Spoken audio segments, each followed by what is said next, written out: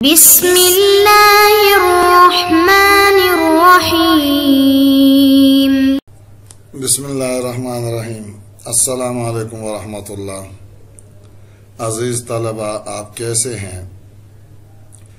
آج ہماری کتاب حسامی کا 47واں سبق ہے اور عنوان ہے قبا نہیں کی ذات میں داخل نہیں ہے۔ پہلے آپ عبارت ملاحظہ فرمائیں، اس کے بعد ترجمہ اور پھر مختصر تشریح ہوگی۔ فرماتے ہیں فَأَمَّا الْقُبْحُ فَوَصْفٌ قَائِمٌ بِالنَّهْيِ يَثْبُتُ مُقْتَضًا بِهِ تَحْقِيقًا لِحُكْمِهِ فَلَا يَجُوزُ تَحْقِيقُهُ عَلَى وَجْهٍ يَبْطُلُ بِهِ مَا أَوْجَبَهُ وَاقْتِضَاهُ بل يجب العمل بالأصل في موضعه والعمل بالمقتضى بقدر الإمكان وهو أن يجعل القبح وصفا للمشروع فيصير مشروعا بأصله غير مشروع بوصفه فيصير فاسدا مثل فاسد من الجواهر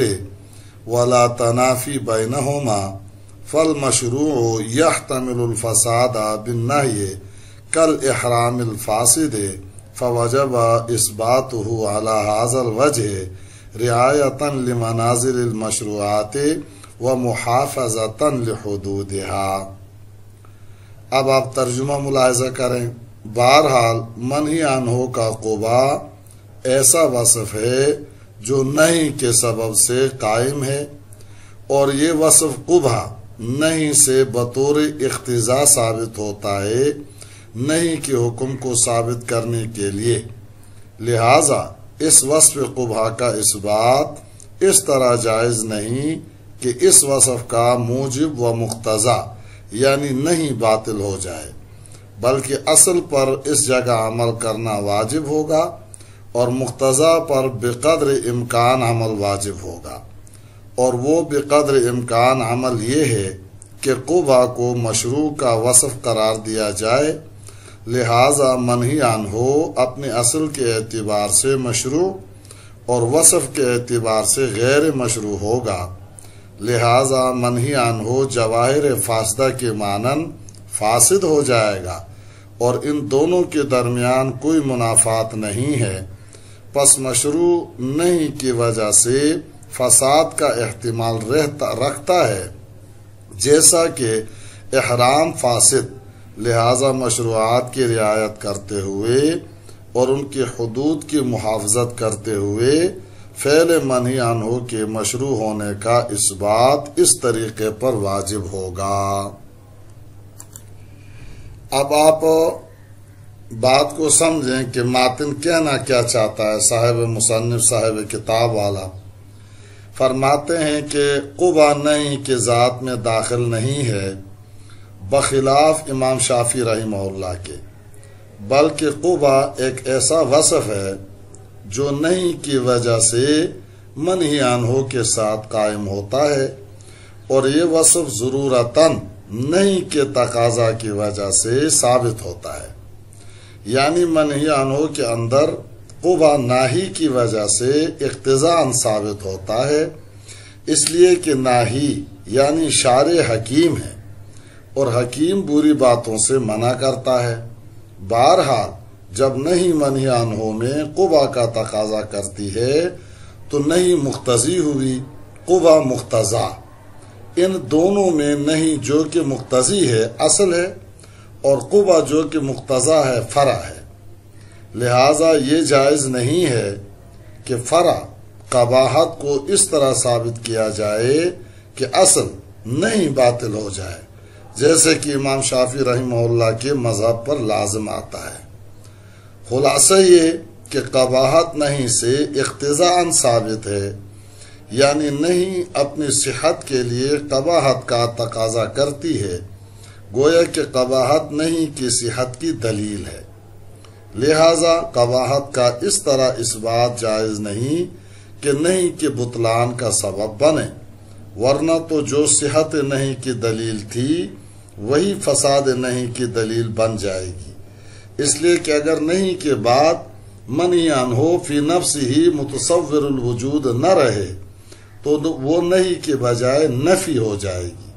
یعنی مقتضا کو اس طرح ثابت کرنا درست نہیں کہ مقتضی کے بطلان کا سبب بنے۔ دوسری بات، بل یجب العمل بالاصل فی موضعہ، یعنی مقتضا کا اس بات ایسے طریقے پر جائز نہیں ہے کہ جس سے مقتضی باطل ہو جائے، بلکہ اس طرح اس بات ہونا چاہیے کہ اصل نہیں پر عمل ہو جائے اور حتی الامکان مقتضا قبح پر بھی عمل ہو جائے۔ مصنف علیہ رحمت آگے وَهُوَ أَن يُجْعَلَ الْقُبْحُ وَصْفًا سے وہ صورت بیان فرما رہے ہیں کہ جس سے اصل یعنی نہیں باطل نہ ہو اور فرع یعنی قبح پر بھی حتی الامکان عمل واجب ہو جائے، اور وہ صورت یہ ہے قبح کو منہی عنہ کا وصف قرار دے دیا جائے اس طریقے پر کہ منہی عنہ بالذات مشروع ہو اور بالوصف غیر مشروع ہو۔ اس صورت میں منہی عنہ اتصال قبح کی وجہ سے فاسد ہوگا نہ کہ باطل، اور اس کی حصی مثال اس جوہر اور موتی کی ہے کہ جس کی چمک ختم ہو گئی ہو، ایسے موتی کو کہا جاتا ہے فسد اللؤلؤ، اس لیے کہ ذات لؤلؤ موجود ہے، البتہ اس کی وصف چمک میں نقصان آ گیا ہے۔ آگے مصنف رحمہ اللہ ولا تنافی بینہما سے ایک سوال کا جواب دینا چاہتے ہیں۔ سوال یوں ہوگا کہ آپ نے فرمایا کہ نہیں عن الافعال الشرعیہ منہی عنہ کی مشروعیت کا تقاضا کرتی ہے، حالانکہ منہی عنہ میں قباحت ہوتی ہے۔ مشروعیت بقا کا تقاضا کرتی ہے اور قباحت عدم کا تقاضا کرتی ہے۔ دونوں کا اجتماع متنافیین کا اجتماع ہے جو کہ ممنوع ہے۔ البتہ یہ اجتماع افعال حسیہ میں ممکن ہے، اس لیے کہ افعال حسیہ کا جو وجود صفت قباحت کے ساتھ ممکن ہے مگر افعال شرعیہ میں جائز نہیں ہے۔ یہ سوال ہوا تو اس کے جواب میں آپ یوں کہیں گے کہ مشروع میں اس بات کا احتمال ہے کہ نہیں کی وجہ سے فساد کو قبول کر لے، جیسا کہ احرام مشروع ہونے کے باوجود فساد کو قبول کر لیتا ہے۔ اگر کسی شخص نے وقوف عرفہ سے پہلے جمع کر لیا تو اس کا احرام اور حج فاسد ہو گیا۔ اگر اس شخص نے اسی احرام سے بقیہ افعال حج ادا کر لیے تو اس کا یہ حج کافی نہ ہوگا بلکہ آئندہ سال قضا لازم ہوگی۔ البتہ احرام اور حج اپنی اصل کے اعتبار سے مشروع رہیں گے اور اسی احرام میں حج کے بقیہ ارکان ادا کرنے لازم ہوں گے۔ البتہ ارتکاب محظور یعنی جمع کی اس پر جزا لازم ہوگی۔ اس سے یہ بات ثابت ہو گئی کہ مشروعیت اور فساد کا شرعاً اجتماع متصور ہے۔ مصنف نے اسی مضمون کی طرف ولا تنافی بینہما سے اشارہ کیا ہے۔ آگے مصنف فوجب اثباتہ علی ھذا الوجہ سے لا تنافی بینہما سے تفریع فرما رہے ہیں۔ جب یہ بات معلوم ہو گئی کہ منہی عنہ اپنے اصل کے اعتبار سے مشروع اور فرع کے اعتبار سے غیر مشروع ہو سکتا ہے، لہذا دونوں کے اجتماع میں کوئی منافات نہیں ہے۔ فعل منہی عنہ کی مشروعیت کو ایسے طریقے پر ثابت کرنا لازم ہوگا کہ فعل منہی عنہ اپنی اصل کے اعتبار سے مشروع اور وصف کے اعتبار سے غیر مشروع ہوتا تاکہ مشروعات کے مراتب کی رعایت اور ان کی حدود کی محافظت ہو سکے۔ مشروعات کے مراتب کی رعایت تو یہ ہے کہ اصل یعنی نہیں کو اس کے مرتبے میں اتارا جائے، یعنی منہی عنہ کو اصل کے اعتبار سے مشروع قرار دیا جائے اور تابع منہی عنہ کے قبیح ہونے کو اس کے مرتبے میں رکھا جائے، یعنی تابع کو اصل نہیں کے لیے مبطل قرار نہ دیا جائے، جیسا کہ امام شافعی رحمہ اللہ نے منہی عنہ کو قبیل عینی قرار دے کر اصل یعنی نہیں کو باطل کر دیا، اور محافظت حدود یہ ہے کہ نہیں کو نہیں اور نفی کو نفی رکھا جائے،